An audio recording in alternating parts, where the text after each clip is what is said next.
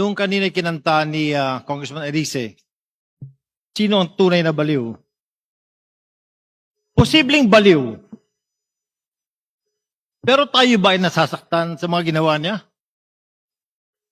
Noong naglabas siya ng video at nagsabi na tayo mga buhaya, a few days after that, I talked to him. Sinabi ko sa kanya, huwag kang maglabas ng ganyan.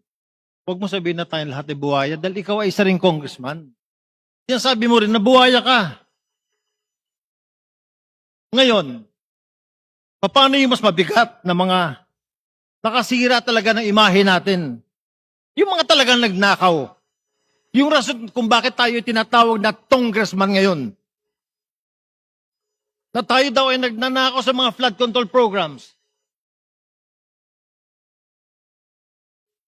Yung bang mga baseless accusations kung bakit tayo ay sinasabing merong maleta na binigyan ng 20 million pesos. Dear colleagues,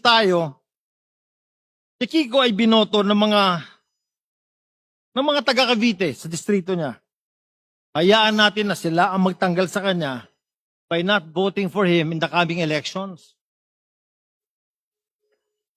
Dear colleagues, let us examine ourselves.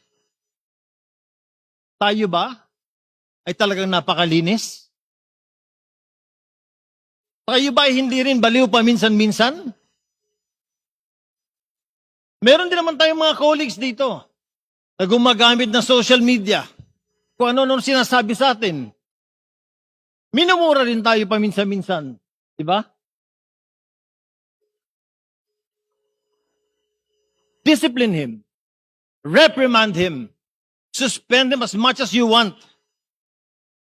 But for us to take him out, let us not put this action of expulsion in our own hands. Let the people of Cavite in his district decide for him and not us for these reasons.